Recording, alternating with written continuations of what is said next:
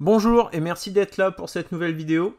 Alors depuis quelques jours, on me pose beaucoup de questions au sujet des SR+, qui sont produites en Chine et qui vont à nouveau être livrées aux Français ayant passé commande. Donc oui, si vous avez commandé une SR+, dernièrement et qu'elle ne vous a pas encore été livrée, elle sera très certainement chinoise.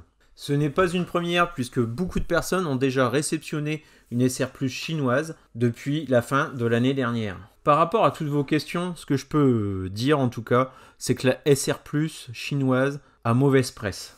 J'ai posté un petit sondage dans la partie communauté de la chaîne et vous êtes majoritairement à avoir répondu que vous préféreriez avoir une SR+ américaine. Et oui, dans YouTube, il y a les vidéos, mais également une partie communauté où de temps en temps, je poste un message. Là, il s'agit d'un sondage et 9 heures après, vous avez été 200 à avoir voté. Pour voir ces petits messages s'afficher dans votre fil d'actualité YouTube, il faut vous abonner à ma chaîne, alors n'hésitez pas. Alors, ce petit sondage, et si vous pouviez choisir une SR+ américaine, 49% de réponse, une SR+ chinoise, 29%, et ceux qui ne savent pas, 22%. Alors je vais vous avouer un truc, de mon côté, avant de faire un peu plus de recherche avancée pour faire cette vidéo, j'étais plutôt dans la case je ne sais pas. Alors j'ai regardé pas mal de vidéos, j'ai fait des recherches aussi d'articles scientifiques sur la technologie des batteries de ces SR+ chinoises. J'ai discuté aussi avec des utilisateurs de SR+ chinoises et puis lu pas mal d'avis et de retours par rapport aux différents problèmes qu'ils ont pu rencontrer. Et tout ça dans le but de vous en faire un beau petit résumé. Et si maintenant je pouvais choisir, et je ne serais plus dans la case je ne sais pas. Effectivement, c'est vraiment si on pouvait choisir. Mais malheureusement, de toute façon, on ne peut pas. En dehors du marché de l'occasion, qui est très très fermé, si vous voulez une voiture neuve et l'acheter chez Tesla à l'instant T, vous n'aurez pas vraiment le choix. Et limite, on vous ne dira pas ce que vous allez recevoir comme type de voiture. La provenance n'est pas un critère. Lorsque vous commandez une SR+ sur le site de Tesla, on vous donne notamment deux critères. Donc une vitesse du 0 au 100 et aussi son autonomie exprimée en kilomètres, norme WLTP. Mais à aucun moment on vous donnera la taille de la batterie ou ce genre de détails techniques. En extrapolant, demain s'il trouve un moyen de faire autant de kilomètres avec une batterie 2 fois plus petite, d'une autre technologie, il pourrait tout à fait la passer en production sans même en avertir les acheteurs. Et justement, cette SR+ produite à Shanghai a une technologie de batterie différente par rapport à celle qui est produite aux États-Unis.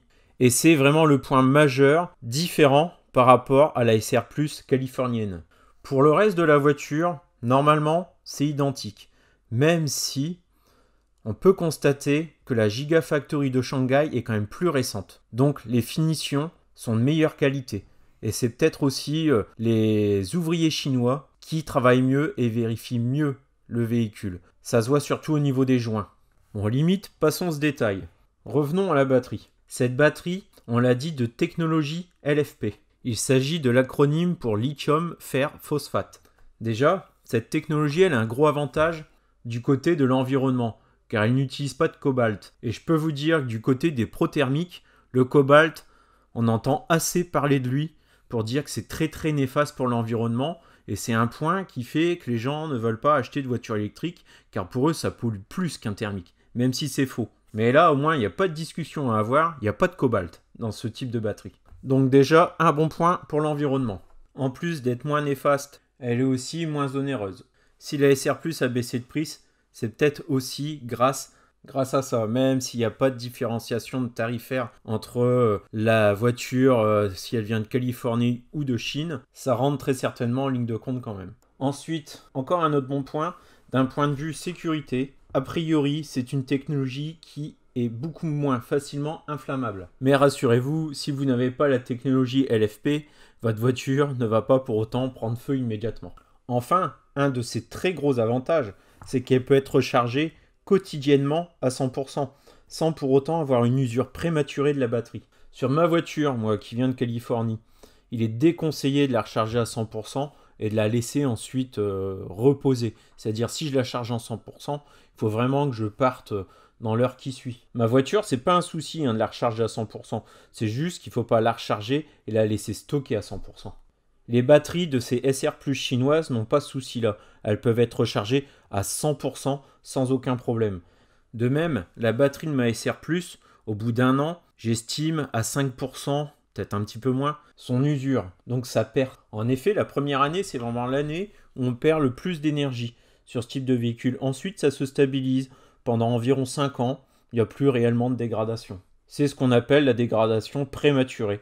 Par contre, sur la LFP, ça, il n'y en a pas. Les batteries LFP, elles ont quasiment une durée de vie du double que la batterie que j'ai de mon côté dans ma voiture. Ensuite, ce que je constate dans mon véhicule, c'est que vraiment j'ai une puissance qui varie en fonction de mon pourcentage de batterie.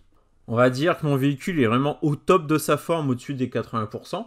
Là, je fais du 5 secondes 1, du 0 à 100. Puis ensuite, bon, je ne vais pas vraiment le sentir, mais je suis plutôt aux alentours de 5 secondes 4, 5 secondes 6. Voilà, jusqu'à 20%. Par contre, là où ça se gâte, c'est lorsque je passe sous les 20%. Là, la voiture, elle se transforme vraiment et j'ai vraiment beaucoup moins de puissance. Entre 10 et 20%, lorsque je suis en mode normal, en fait, ça va correspondre à peu près au mode confort. Et une fois que je passe sous les 10%, alors là, je me retrouve avec un diesel à 110 chevaux.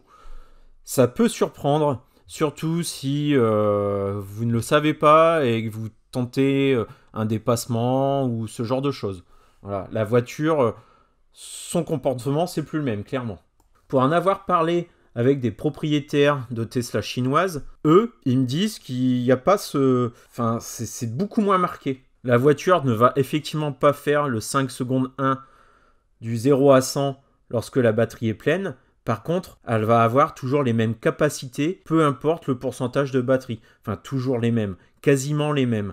Et surtout, sous les 20%, elle gardera toute son énergie. Ça restera une voiture qui a de la pêche. De mon côté, j'ai un véhicule, une SR+, avec un moteur arrière qui est identique à celui du modèle Performance. Il y a des rumeurs qui disent que cette nouvelle modèle 3 SR+, venant de Chine, l'aurait également. Bon, de toute façon, ce moteur un peu plus puissant, pour fonctionner à pleine charge, il a besoin de toute façon des tensions plus fortes. Donc pour ça, il faudrait plus de cellules. Donc une capacité de batterie plus grosse. Quoi qu'il en soit, ce moteur, même si c'est celui de la perf, il sera bridé comme sur ma voiture. Je parle de la puissance du moteur, c'est parce que ces batteries LFP, ils ont quand même un ou deux désavantages. La densité énergétique des cellules sont un peu plus faibles. Donc pour avoir une capacité équivalente, cette SR+, elle a un petit surpoids à la balance. On est sur un véhicule qui fait 1745 kg contre 1611, qui nous fait une différence d'environ 130 kg. Pour en avoir essayé une, en conduite, je vois pas de différence avec la mienne. C'est pas handicapant. Ensuite, je pense que cette batterie, elle a surtout mauvaise presse à cause de son début de carrière. En effet, elle avait du mal avec la charge rapide sur les superchargeurs. Et les recharges dépassaient guère les 50 kWh. Et encore pire, certains propriétaires n'arrivaient jamais à atteindre les 100%. Mais grâce aux efforts de Tesla, maintenant, pour passer de 10% à 80%, la SR+ chinoise met exactement le même temps que les autres SR+, c'est-à-dire 24 minutes. De mon côté, ma SR+, je la vois souvent donc faire des pointes à 150 kWh, mais très rapidement, arrivé à 50% de batterie, je reste à 50 kWh pour le reste de la charge. Je me demande même si c'était pas mieux avant. J'ai l'impression que ces pics là, ils duraient plus longtemps. Il y a de ça plus d'un an. Enfin bon, toujours est-il que grâce à une mise à jour, c'est réglé. Les SR+ chinoises fonctionnent très bien au superchargeur, du moins aussi bien que son homologue californienne. Donc pour l'instant, en gros, il n'y a que des avantages. En dehors de la petite surcharge pondérale, tout est bon. Enfin, il reste quand même un petit sujet fâcheux. Alors ce qu'il faut savoir aussi, c'est que ces batteries LFP, ça représente à peu près 50% des voitures produites en Chine. Toutes marques confondues. Mais cette technologie, elle a quand même un gros défaut. C'est son comportement avec des températures froides. Froides, quand je dis froides, c'est plutôt négative. En effet, ce modèle chinois serait un petit peu moins efficient avec les basses températures. Encore une fois, les mises à jour Tesla ont bien amélioré la chose. Et la dernière mise à jour comprenait encore un correctif dans ce sens. Mais quoi qu'il en soit, moi aussi mon modèle californien, quand il fait froid, il est moins efficient. Donc les propriétaires de véhicules chinois, aujourd'hui ce qui se constate surtout, c'est que la voiture perd en pourcentage de charge avec la voiture à l'arrêt qui reste dans le froid. On parle de 4 à 5% de perdu sur la journée si la voiture n'est pas branchée. Alors la Model 3, elle a quand même un atout majeur hein, par rapport à un véhicule low cost qui aurait ce type de batterie. Parce qu'un véhicule low cost, il va se faire un refroidissement des batteries avec simplement des ventilateurs. Alors que là, avec les véhicules Tesla, on a quand même tout un circuit de refroidissement. Donc c'est un refroidissement liquide qui en hiver va avoir la fonction inverse. Sa fonction, ça va être de garder les batteries à la bonne température. La Model 3, pour réchauffer ses batteries, elle va envoyer du courant dans le moteur arrière sans pour autant le faire avancer. Et ça va faire chauffer le liquide de refroidissement qui, lui, va maintenir la batterie à la bonne température. Donc en gros, lorsque la voiture, de toute façon, elle va rouler, c'est pas un problème parce que le moteur va chauffer et la batterie va être à bonne température grâce à ce liquide. Ce qui est plus problématique, c'est si votre voiture reste à l'extérieur, dans le froid, en hiver, sans pouvoir accéder à une prise. Dans ce cas-là, effectivement, si les températures sont vraiment très négatives, la voiture va consommer un peu d'énergie pour la garder à une température plus convenable.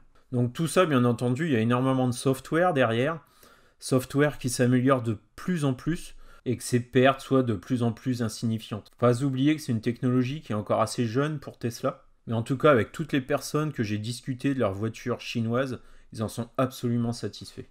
Il faut savoir que cette technologie de batterie LFP, on en parle de plus en plus même chez les autres constructeurs européens. J'ai lu pas mal d'articles où on pense que la future Renault 5 en sera dotée. Si vous avez commandé un autre modèle, sachez que vous n'êtes pas concerné, hein, c'est uniquement pour la SR+. La demande de SR+, en ce moment, pour la France, elle est assez forte.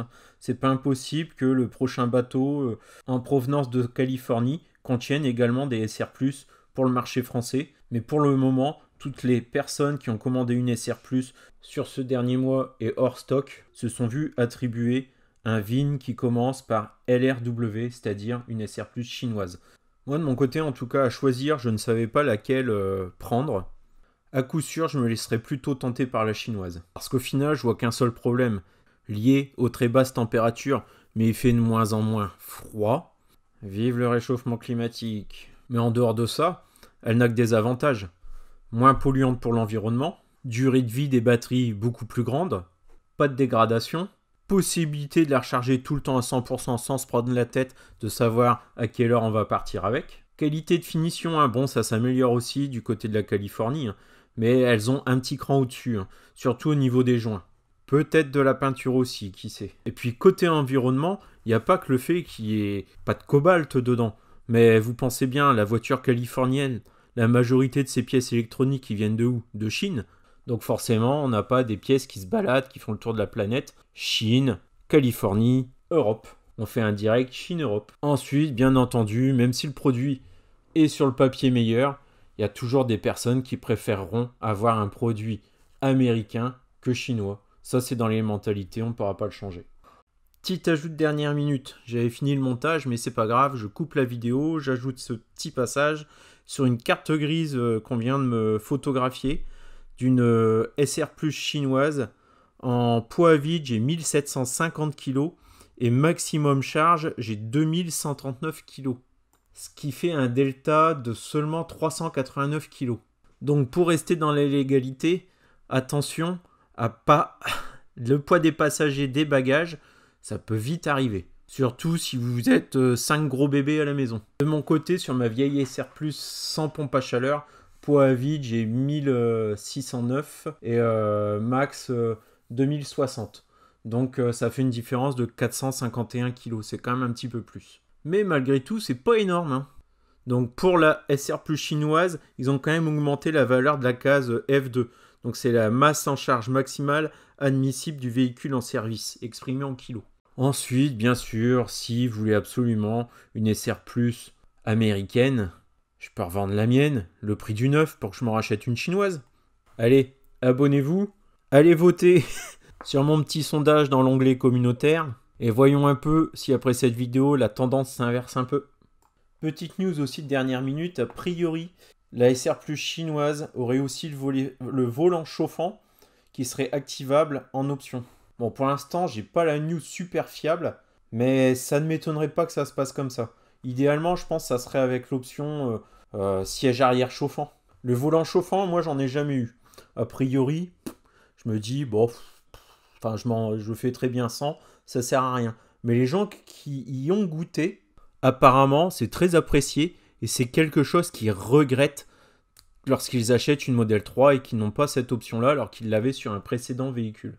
Bon allez, je m'arrête là, j'espère que j'aurai un petit peu moins de questions à ce sujet. En tout cas, n'ayez aucune crainte, votre SR+, ça reste une Tesla excellente, et vous en serez vraiment pas insatisfait. Et j'ai pas trouvé de personne qui pestait contre sa SR+ chinoise. Allez, ciao et félicitations à tous ceux qui vont recevoir une SR+ chinoise.